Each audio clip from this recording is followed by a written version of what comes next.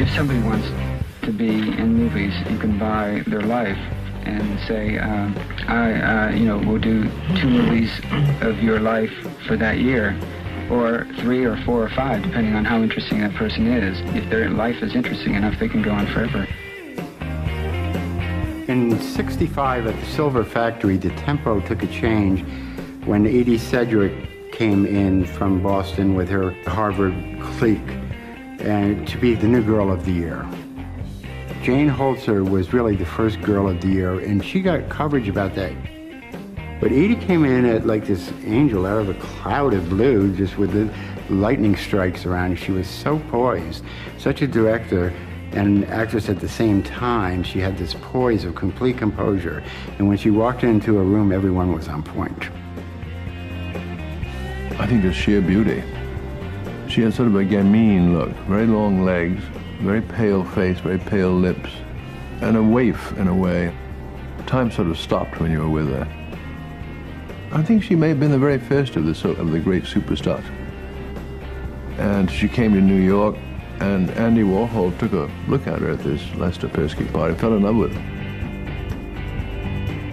Of all the superstars drawn into the orbit of Andy Warhol's career, none would match the brilliance with which Edie Sedgwick blazed across the firmament of the factory in 1965.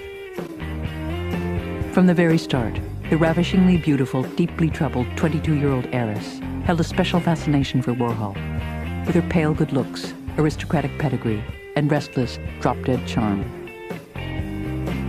With a deeply addictive personality and family shadows that included a predatory father and 2 brothers who had killed themselves less than 10 months apart the year before, Sedgwick had more problems than anyone I had ever met, Warhol said.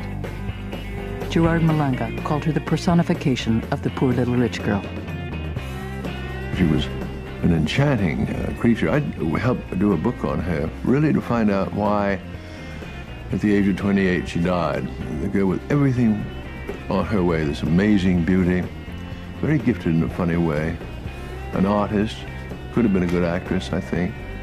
But then she got tied up with Warhol, and of course for Warhol it was a great thing to have this creature to take around. She sort of became at his side all the time. They went to parties together.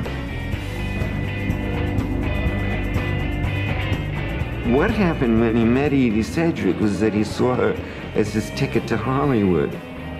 That was very clear.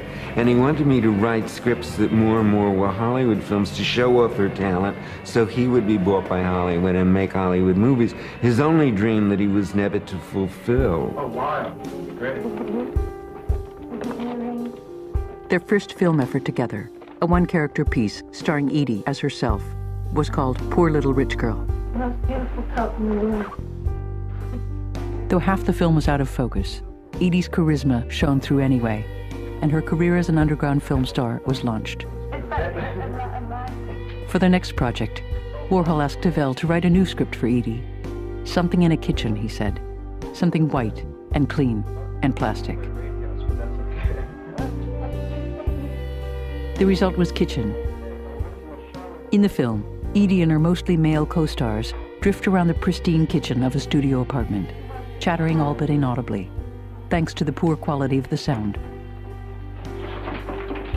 It ends when one of her co-stars, for no apparent reason, strangles her on the kitchen table, while the rest of the party look on. In what would prove to be in many ways her best film, Beauty Number 2, Sedgwick could be seen sprawling nearly naked on a bed with a handsome young man, while from the darkness off camera, an unseen man lays siege to her with a series of increasingly personal and hostile questions. What do you mean? Say that again. What do you keep asking me what I mean for? You know damn well what I mean. I don't know what you mean. What do you mean? Why would I say, what do you mean, if I knew what you mean? And it was electric. And the extraordinary thing about the film was that there was the third actor, this sort of voyeur figure, very much in a way like Andy, you know, the voyeur watching these 2 beautiful people on this bed, this boy and this girl. And she was very much drawn by him, but also drawn by these terrifying questions being put to her by the man in the foreground, Chuck Wine, his name was. And they were very personal questions. How does that sound, Edie? I'll wake you up tomorrow. We'll find another doctor. You can read. I've got Beauty number 2, in many ways, was the high point of Edie Sedgwick's career. By the time it premiered on July 17, 1965, to glowing reviews that certified her status as the queen of underground film in New York, her relationship with Warhol had already begun to sour. She often talked about trying to get close to Andy, a mutual friend reported, but she never could get close to him on an emotional level. Money too became an issue. Though the films seldom made a profit and had to be subsidized by the sale of Warhol's paintings, Edie grew increasingly resentful of his refusal to pay her for her work. Egged on by her friends, including Bob Dylan's right-hand man, Bobby Newworth, with whom she would soon start a passionate affair.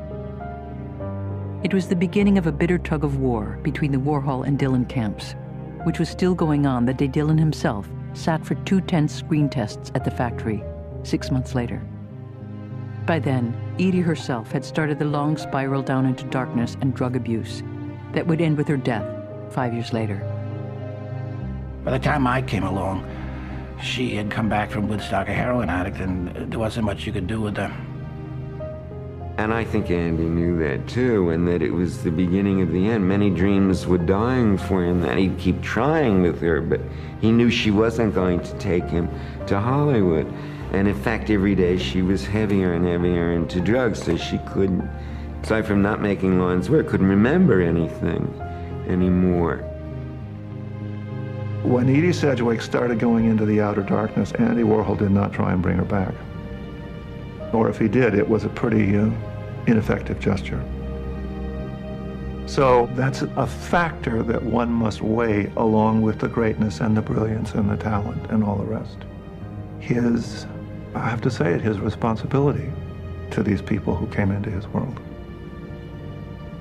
Edie Sedgwick, because she came from a socially prominent family, ended up not dying in the streets exactly, but dying terribly at the age of 28. 28. That's just the beginning of life for most people. She looked like this bedraggled, wretched has-been at the age of 28. It was horrifying. It was sickening what happened. It was sickening what happened to a large number of people who were wrapped up in that dream.